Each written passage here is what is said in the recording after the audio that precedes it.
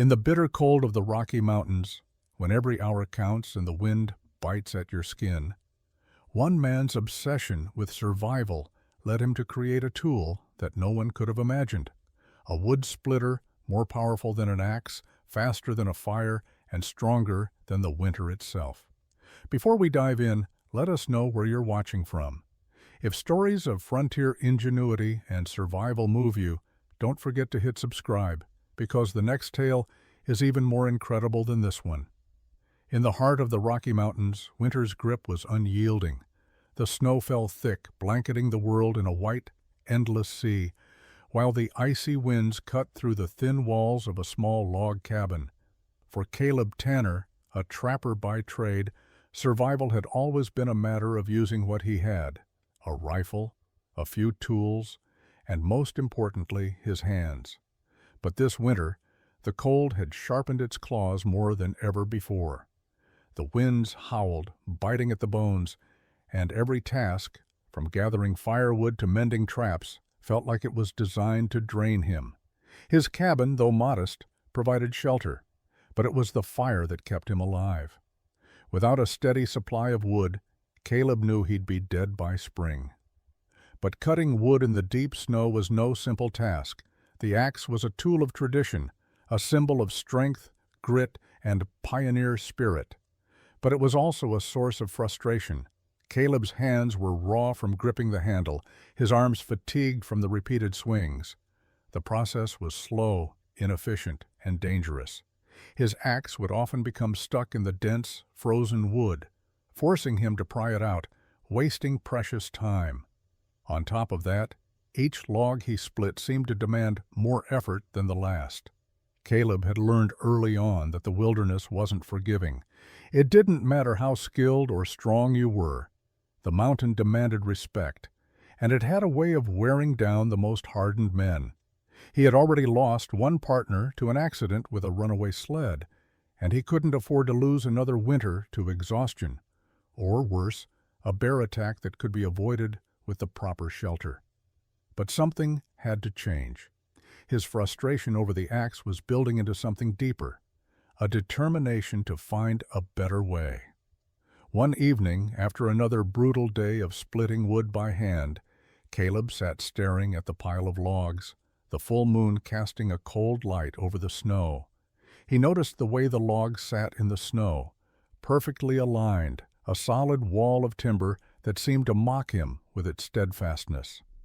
A thought stirred. If there was one thing Caleb knew, it was that the wilderness was full of hidden solutions, waiting to be uncovered. He had learned from years of experience that ingenuity often arose from frustration. When the tools and methods that were supposed to work failed, that's when innovation was born. The idea came to Caleb slowly, like a fire catching in the dry wood. He had spent years learning the land, adapting and improving. But this would be different. The cold winds rattled his cabin that night, and Caleb found himself pacing, the crackle of the fire filling the silence. The problem with splitting wood wasn't just the sheer physical effort, it was the repetitive motion, the constant strain, and the time it consumed. He could feel it in his bones, a slow creeping exhaustion. What if there was a way to harness the power of gravity? What if, instead of fighting against the wood, he could let it fall under its own weight, splitting effortlessly with a force much greater than any man could exert alone? The idea felt strange at first, but as Caleb studied the way the logs sat stacked on the ground, he saw it.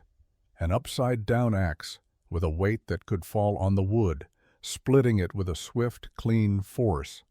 He imagined a frame, sturdy enough to hold the weight in place, but simple, so that it could be built quickly, without the need for heavy machinery or complex materials. The more he thought about it, the clearer it became. A makeshift splitter, something that could work even in the snow, something that could take the burden off his aching body. The next morning, Caleb began to gather the materials: some thick logs for the frame, a sharp stone to carve out notches, and a length of rope he had stashed in the corner of the cabin. He was no carpenter, but he was resourceful. By noon he had the rough frame assembled. The concept was simple: a tall vertical frame with a large heavy log suspended by a rope, ready to drop with the pull of a lever. He tested it on smaller logs first, tweaking the weight and the rope tension until the splitter functioned just as he had imagined. The logs fell under the weight of the swinging log, splitting with a loud crack as the force of gravity did the work. For the first time in weeks, Caleb felt a glimmer of relief. The tool wasn't perfect yet, but the potential was clear. It worked faster, with less effort, and without the strain on his arms. There was still much to be done. It needed refinement, adjustments. But Caleb knew, deep down, that this was the answer. It was a small thing, a simple invention born from frustration, but it would change everything. As Caleb stood back and surveyed his creation, he felt a surge of pride. It wasn't just the relief of solving a practical problem. It was the realization that in the face of nature's harshness, he had found a way to turn the tide. The mountain had tried to break him, but now he had an advantage. The first test of Caleb's new wood splitter came with the early dawn of a bitterly cold morning. The snow had settled deep, and the wind had a bone-chilling bite to it. He could already feel the weight of the coming winter, knowing that without a steady supply of firewood, he wouldn't survive long. The cold here was a constant companion, a force that tested the limits of every man who dared live in the mountains. Caleb had spent the better part of the morning setting up his new splitter just outside the cabin, the low hum of anticipation ringing in his ears. He wasn't sure whether the contraption would work exactly as he hoped, but he was determined to give it a try. With a few quick adjustments to the rope and weight, Caleb selected a large, thick log, the kind that had given him so much trouble with his axe. He rolled it into position, positioning it beneath the heavy log suspended on his frame. He checked the rope again, tightened it, and then stepped back, his breath rising in the cold air like smoke. The wind howled around him, but he focused entirely on the task at hand. He pulled the rope, releasing the weight. It fell with a sharp crack, hitting the log squarely in the center. There was a brief, tense moment of silence before the log split down the middle, the two halves falling away with a satisfying thud. A grin spread across Caleb's face. The power of gravity had done what he had hoped. The log was split in an instant, with little effort from him. He grabbed another log, then another, testing the contraption over and over. Each time the result was the same. The log split effortlessly, quickly, and without the fatigue that came with swinging an axe all day. He worked through the morning, testing it on various sizes of logs. Some were small, others large, but the splitter didn't falter. Caleb felt his heart lift as he saw the mountain of wood growing steadily beside him, enough to last through the worst of the season. For the first time in weeks, Caleb could breathe. The old frustrations, the aching arms, the endless hours of splitting by hand felt like they belonged to someone else. The splitter worked better than he had ever imagined. It was faster, more efficient, and required far less physical labor. As the sun began to set, painting the snow in hues of orange and purple, Caleb paused for a moment to admire his work. The splitter had passed its first true test. It was not only a tool, but a symbol of the resolve and ingenuity that marked every settler's survival story. He had faced the relentless wilderness, the oppressive cold, and the exhausting labor of survival. And he had come out victorious. But even as he stood there feeling the warmth of accomplishment, Caleb knew that the test had only just begun. The real challenge would be whether the splitter would stand the test of time, whether it would become more than just a makeshift tool, but an indispensable part of life in the mountains. It didn't take long for Caleb's creation to catch the attention of his neighbors. Word traveled fast through the small community of mountain men, trappers, and settlers who called the area home.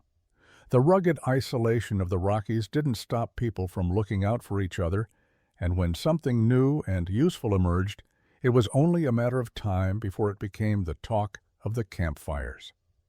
One cold evening, just days after Caleb's successful testing of the wood splitter, A figure appeared at his cabin door, silhouetted against the snowy backdrop. It was Tom Carter, a fellow trapper who lived a few miles down the creek. Caleb had met Tom during a few shared hunts, and though they weren't the closest of friends, they respected each other's survival skills. Tom didn't waste time with pleasantries. He stepped inside, rubbing his hands together to warm them, and immediately spoke. "I heard you've got something that'll save a man's back," he said, his voice tinged with curiosity and skepticism. "A new way of splitting wood, they say." Caleb smiled, his pride growing. "That's right. I've been working on it for a few weeks now. It works better than the axe, saves time, and takes less effort." Tom's eyebrows rose in disbelief. "Better than an axe?" he scoffed. "You telling me some contraption is going to beat a tool that's been working for 100 years? Caleb nodded, his gaze unwavering. "It will. Want to see for yourself?" Tom looked at him for a moment, as if sizing up whether Caleb was trying to pull one over on him, but Caleb could tell that the other man was intrigued, if nothing else. After all, the constant struggle with firewood was something every settler faced. The idea of a tool that could make the work easier was a tempting prospect. Tom followed Caleb outside to where the splitter stood, still covered in snow from the morning's work. Caleb demonstrated, walking Tom through the process. He explained how it worked: the weight, the frame, the rope. As he easily split a few logs, the sharp crack of the wood splitting echoing in the stillness of the mountains, Tom's skepticism quickly faded. His eyes widened as he watched the log split with such precision and speed, and after a few minutes he couldn't help but grin. "By God, that's something," he admitted. "That's faster than I've ever seen, and less backbreaking, too. How much would it cost me to get one of these?" Caleb chuckled. "Cost you? It's made from scraps and a bit of rope. You just need the right frame and some patience. I'll show you how to make one, if you're interested." Tom shook his head, his grin turning to a more serious expression. "I'm not sure if I could build it myself, but if you're serious about it, you could be helping every man in these mountains. Hell, word's going to spread fast. I can't be the only one who'd want one of these." Caleb thought about it for a moment, the weight of Tom's words sinking in. He had never intended to make money off of the splitter. It had been born out of necessity, a tool he had built to ease his own burden. But if it worked so well, perhaps it could change things for others too. Caleb was no businessman, but he had always believed in sharing knowledge, especially when it could help others survive. As Tom headed back to his cabin, he promised to spread the word, and Caleb realized that this was the beginning of something bigger. What had started as a personal invention for survival had the potential to change life for everyone in the mountains. Little did he know this simple, ingenious tool would soon become a standard among trappers and settlers alike, helping to shape the future of frontier life. The days following Tom's visit passed quickly, but Caleb couldn't shake the thought of the word spreading about his wood splitter. There was a feeling in the air that things were changing, and though he had created the tool to ease his own survival, it now seemed that it could make life easier for the others around him as well. As the sun began to set on another harsh winter day, a knock echoed at Caleb's cabin door. He opened it to find not just Tom, but a handful of other trappers and settlers standing outside, bundled in thick furs and wool. Among them was Elias, a burly trapper who had been living in the area longer than anyone, and John, a young man who had recently moved west to seek his fortune. Elias was the first to speak. "We've heard about the contraption you've got," he said with a hint of skepticism in his gravelly voice. "Tom tells us it works wonders, but we're not sure. We've been splitting wood with axes for as long as we can remember. It's how things are done around here." Caleb felt a wave of hesitation wash over him. He knew these men well.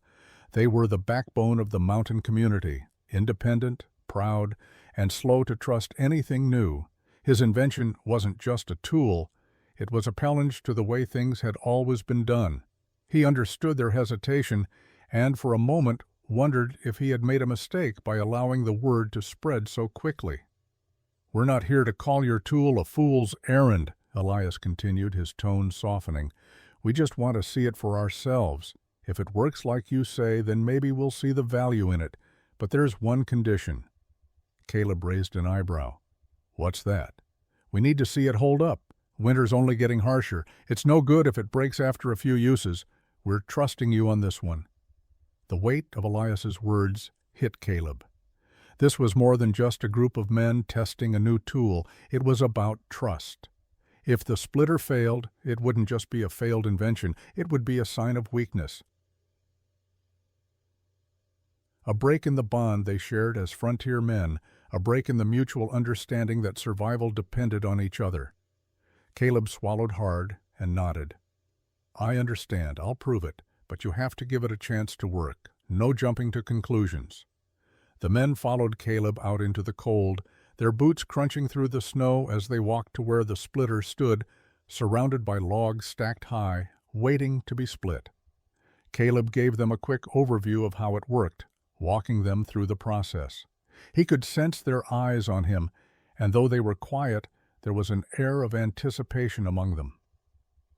One by one, each man took a turn, pulling the rope, watching as the heavy log fell, splitting the timber with a loud crack. At first they were tentative, unsure of the weight and power of the mechanism. But slowly, as each log split cleanly with minimal effort, the skepticism began to fade. Their faces softened. John, the youngest, was the first to speak. "It's better than I expected," he said, his voice tinged with surprise. "I thought it was just some contraption that wouldn't hold up. But it's faster than an axe, and it doesn't wear you out." Caleb could feel the shift. The initial doubt was being replaced with genuine appreciation. Elias, too, was nodding in approval. "You've done something here," Elias said, a rare compliment from the older man. "I can see how this could change things. It's not just a tool, it's a way to save time and energy. You've earned our trust, Caleb. Let's see where this can go." And with that, Caleb realized that he had done more than just create a better way to split wood. He had earned the respect of men who had spent their lives in the wilderness, proving that innovation wasn't about simply making something new. It was about making something that worked. And in that moment, Caleb understood the deeper power of trust. It wasn't something given freely, but earned through action, persistence, and reliability. In the weeks that followed, Caleb's wood splitter became more than just a personal solution. It was no longer just a tool he used to make his life easier. It had transformed into a symbol of his ingenuity, a beacon of possibility for those who had struggled in the same harsh conditions. The mountain men, trappers, and settlers came from miles around to see the contraption in action, all eager to test it out for themselves. Some were skeptical at first, but most were won over quickly by its efficiency and the obvious relief it brought. Caleb didn't just see this as a victory for his invention, it was a victory for the community. But with the success of the splitter came a new set of challenges. Caleb's time was no longer just his own. As word spread, people came asking for help, either to build their own splitters or to learn how to improve upon the design. The growing demand for the splitter weighed on Caleb. It was clear that what had started as a solitary creation, born from frustration and necessity, was becoming something bigger, something that could change the lives of the men and women who lived in the mountains. At first, Caleb was happy to help. He took pride in teaching others how to build the splitter, showing them the basics of the frame construction, the right materials to use, and how to fine-tune the tension of the rope. But as more and more people came, Caleb found himself overwhelmed. His days were filled with constant requests for assistance, and his nights were consumed with work that was meant to be for himself, splitting firewood, checking traps, and maintaining his cabin. The very thing he had created to ease his burdens was now creating new ones. One evening, after another long day of helping a young settler with his splitter, Caleb collapsed onto the small cot in his cabin. His body ached, his hands stiff from working with the rough logs all day. He couldn't remember the last time he had a moment to himself. The demands of his invention had turned into a burden, and the joy he had once felt in creating something to make his life easier had begun to fade into exhaustion. As he lay there in the dim glow of the fire, Caleb couldn't help but wonder if he had made a mistake. His splitter had brought him praise and respect, but it had also stolen his peace. The mountain had always been a place of solitude, a place where a man could test himself against the elements, learn to live with the land. But now, with the splitter becoming a symbol of his success, Caleb was constantly surrounded by others, their eyes filled with expectation. The weight of the world seemed heavier than ever, and Caleb realized that success, while fulfilling in some ways, also carried with it a cost. But as the flames danced in the hearth, Caleb made a decision. He wouldn't turn his back on what he had created. He had made something that worked, something that could change lives. And no matter the cost, he knew that it was worth it. For the mountain man, there was no such thing as a life without sacrifice. And if the splitter could help others survive, then it was a sacrifice Caleb was willing to bear. The snow fell heavier than usual that winter, blanketing the world in an endless sheet of white. But it wasn't the cold that weighed most heavily on Caleb's heart. It was the pressure of his invention. The wood splitter, now widely known and praised across the mountain communities, had brought more attention to Caleb than he ever intended. And with that attention came expectations, a constant stream of settlers, trappers, and travelers, all seeking advice, a lesson, or the very tool that had saved Caleb's own life. Each day began early, with Caleb already at work. By the time the first light crept over the snowy peaks, he had become the center of attention in the surrounding area, not just for his survival skills or reputation as a trapper, but as the creator of something that had changed the way people worked. The splitter had proven to be more than just a tool for firewood. It had become a symbol of efficiency and innovation, something that was now integral to every cabin, every outpost, and even the distant homesteads beyond the mountains. But it wasn't all admiration. Caleb soon found himself constantly interrupted by those who needed repairs, adjustments, or just another demonstration of the contraption's power. The once quiet life he had known, full of solitary reflection and the rhythm of nature, had now been overtaken by the constant hum of people needing something from him. His hands, once accustomed to the feel of a rifle or an axe, now gripped hammers, nails, and rope as he worked tirelessly to assist others. One evening, as Caleb sat by his fire, the steady crackle of the flames filling the otherwise quiet cabin, he felt a gnawing exhaustion that had settled deep into his bones. His body was tired, yes, but it was more than that. The mountain was still his home, his refuge, but his solitude had been shattered. The isolation he had once cherished now felt like a distant memory. As the wind howled outside, Caleb's thoughts turned inward. He had created something that had solved his own problems and improved the lives of others, but in doing so, he had lost the very thing he had sought: peace.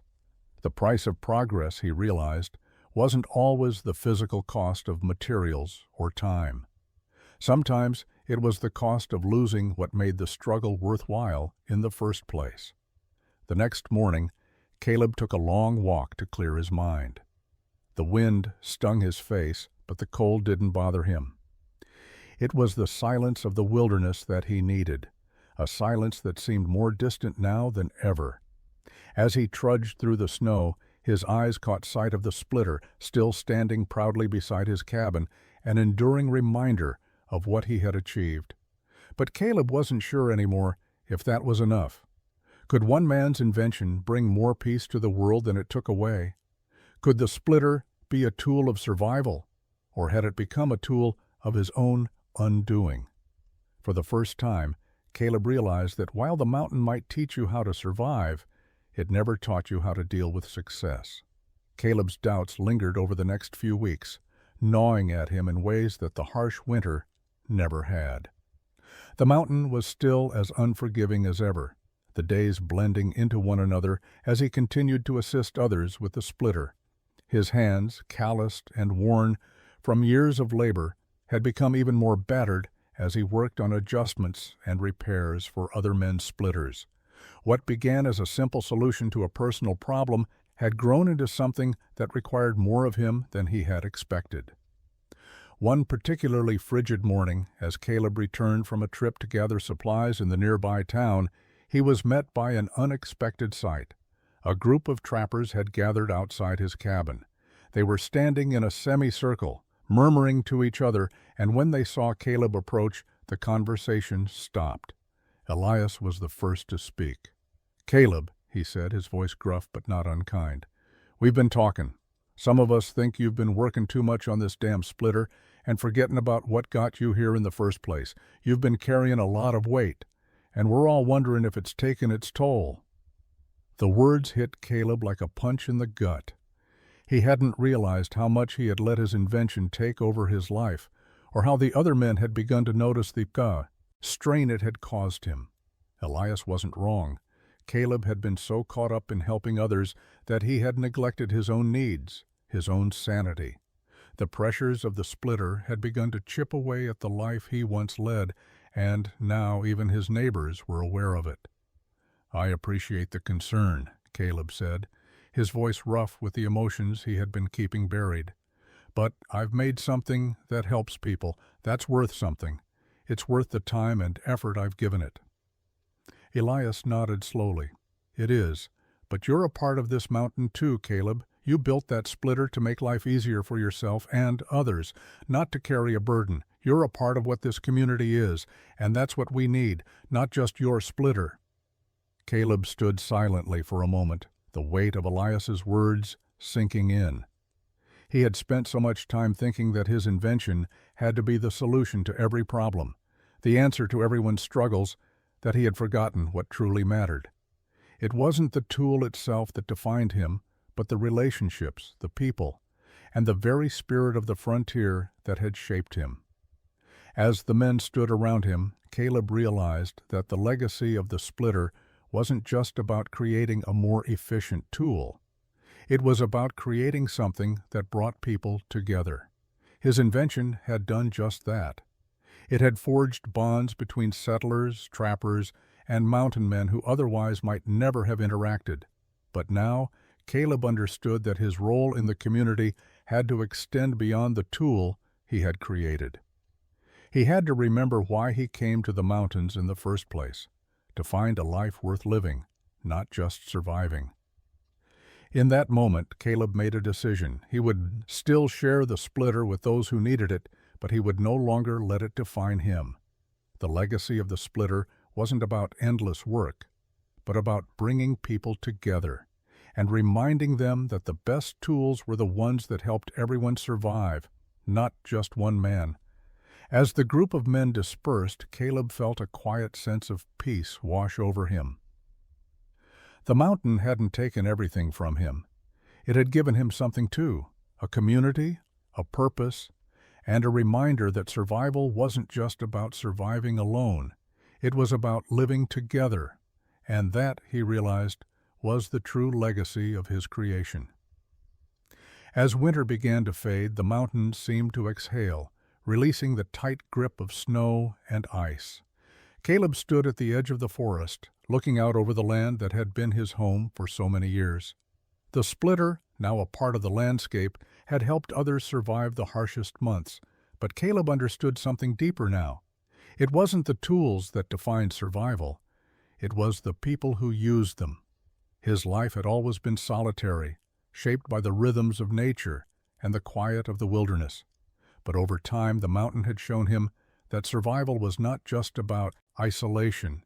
It was about connection, about finding strength in each other. His invention had bridged that gap, not just between man and nature, but between people. As the spring thawed the ground beneath him, Caleb realized that the splitter's true legacy wasn't in its efficiency or ingenuity, but in the way it had brought people together. The community he had once thought he didn't need had become his greatest strength. With a deep breath, Caleb turned back to his cabin, knowing that he had found a new peace, one built not on solitude, but on shared survival. Years passed, and the mountain continued to shape those who called it home. Caleb's cabin, built with sweat and ingenuity, still stood strong against the elements, though weathered by time. The splitter, now a fixture of mountain life, had become more than just a tool. It had become a symbol of a community bound together by necessity and resilience. Caleb's name was no longer spoken in whispers of admiration. It wasn't necessary. The men and women who used his invention, the trappers, the settlers, and the families that followed, knew the story. They knew that the true strength of the splitter wasn't in the logs it split, but in the way it united them. Though Caleb never sought fame or fortune, his legacy endured. The principles he had lived by, of innovation, persistence, and shared survival, lived on in every cabin that stood strong against the mountain's unforgiving winds. His name was carved not on stones or monuments, but in the hearts of those who had learned from him. And when the wind howled through the pines, the people of the mountain would pause, remembering that even the harshest wilderness could be conquered, not alone, but together.